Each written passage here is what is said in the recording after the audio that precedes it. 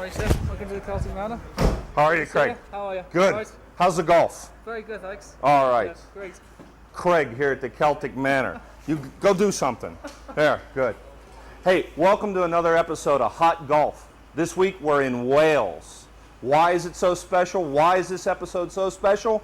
The Celtic Manor is going to host the Ryder Cup in 2010. What a beautiful golf course. What a beautiful facility. So let's tee it up this week on, everybody say it, Hot Golf. Yes, excellent.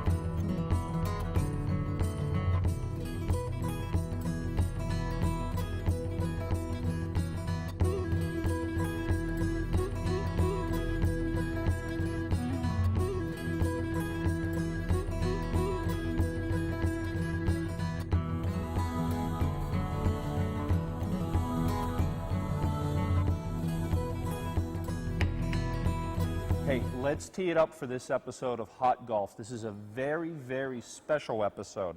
We are just outside of London by about 2 hours west of, outside of Cardiff, Wales, which is the capital, right? That's correct. You're doing good. Stay with me on this, of Wales. And we're at an absolutely beautiful hotel and golf property called Celtic Manor, which is going to host the 2010 Ryder Cup. It is home to 3 awesome golf courses, and you know what? I'm going to be quiet now, and we're going to throw it to Paul Williams here, who knows a little bit more about Celtic Manor than I do. Paul, just a lovely facility. When was it built? Well, the original hotel opened here in 1982. It's a nice story, actually, that the owner, and still the owner, still a family-owned property, was actually born on the site of this hotel when it used to be a maternity hospital way back when. But he emigrated to Canada, made his fortune in telecommunications, came back one day, saw the old place was boarded up and for sale, and thought, wow, that's right on the M4 motorway, good access to London, as you've mentioned, Cardiff, and other areas of the UK, and thought that'll be a great spot for a property. So he built originally a 17-bedroom hotel here back in 1982, and as you can see, he's been doing a lot of building since. This resort hotel opened in 1999, taking us up to 400 bedrooms. Yeah. There's also a huge convention centre, lots of other leisure facilities as well as the golf. We have spa, we have tennis, we have off-site shooting and fishing, so plenty to keep you amused. Would we say this is the premier resort in all of Wales? Well, it's definitely there among them. It's probably the only 5-star golf resort of its size and stature in Wales, and one of only a few in the entire United Kingdom. Very good, very good. And if it's golf you're coming for, you've got 3 courses to choose from here, one of which is, well, quite remarkable about why it was built and what it's going to host. But let's talk about the 2 other courses, not stepchildren by any means. Well, let's talk about the Montgomery course. If you want up and down and over and sideways, a heck of a challenge. That's right. It's a spectacular course, as you say, with a lot of elevation change. It's probably a good golf course to take a kart on, the Montgomery. But yeah, some very interesting golf holes there, spectacular tee shots over ravines and valleys, and some dramatic downhill approach shots. So a very interesting golf course. Yeah, absolutely gorgeous.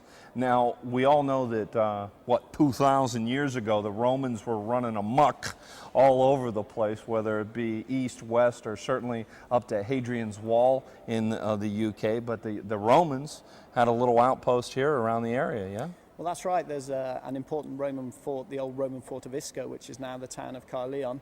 And you can still find there the best preserved amphitheatre in Britain. So it was a significant Roman military settlement. That's where the gladiators did their combat. Yeah. And the first golf course we built here is actually called Roman Road, as a mark of all the Roman history we have here. And in fact, while we've been doing all the construction work of the hotel and the golf courses, we've unearthed significant Roman remains, including pottery kilns, a soldier's grave, some burial chambers. So we've had to halt the work along the way to allow teams of archaeologists to come in and do their work, uncover all these ruins, and then usually cover them back up. And some of the more important stuff has gone away to be displayed at museums. Wow, absolutely amazing. And there's so much history here around the grounds at Celtic Manor. You can go see the ancient ruins down the road. You can play both of those golf courses. You can go to the spa. That's right. The shooting range. There's a lot to do for the family. But more importantly, here in a second or two, Paul and I are going to take it out onto a golf course, a very special golf course and tee it up a little bit and show you around there. But you tell these folks about the 2010 course, and that's its name, yeah? That's right. We call it the 2010 course. Obviously, that date is going to be very significant in the course's history. So we thought, what better way to name a course and to give it that 2010 logo and name that will carry so much significance when we see the Ryder Cup played over it in the fall of 2010. Yeah, and what is so significant, two things, is that the Ryder Cup has never been played in Wales. This will be the first time. And more specifically, there has never been a golf course that was built specifically to host the Ryder Cup. And that's what makes this golf course more, no other golf course in the world can say that it was built to host the Ryder Cup tournament. That's right. The golf course only opened in 2007 while we were pitching to host the Ryder Cup back in 2000 and 2001. It was a tender document, and it became apparent early in the bidding process that the championship course we had then, the Wentworth Hills, was unsuitable for the Ryder Cup because the uphill finish entailed a lot of sort of ravines and bottlenecks, which would have made it difficult for spectators to get around. So we pledged to build this brand new golf course, and the advantage that's given us is to build in special features to the golf course, particularly for the Ryder Cup, things like the dramatic match play holes on the finishing stretch, particularly 14, 15 and 18, where there are risk and reward challenges from the tee. Lots of options for team match play that's going to produce hopefully some golf that will live up to all the drama of that great event. Yeah, absolutely. Celtic Manor here in Wales is certainly, well, geez, there's so much going on. You've got 3 different golf courses, you've got the spa, a lovely facility, history, everything, Paul. Absolutely, yeah. Yes. It's a real treat to be working here and welcoming so many people from all over the world. I mean, what the Ryder Cup has given the Celtic Manor Resort and Wales is exposure on a global scale that it's never had before. So we're seeing a lot of American accents down at the 2010 course at the moment. People are anxious to play it now so that they can sit back and watch the Ryder Cup in 2010 and say, hey, Tiger's playing from that spot where I played it. Let's see if he can play it as well as I did. Yeah, absolutely. And then, of course, after the event, hopefully people are going to see that course bathed in beautiful autumnal sunshine here in Wales and think, wow, that looks some course. I want to get out there and play it. Absolutely. Well, hey, now it's time for Paul and I to head over to the 2010 course and give you a look at that very, very special, well, the Ryder Cup. What more can we say is going to be hosted there here at Celtic Manor on the 2010 course. You ready? You got some game? Absolutely. You sure? Have you got enough golf balls, Randy?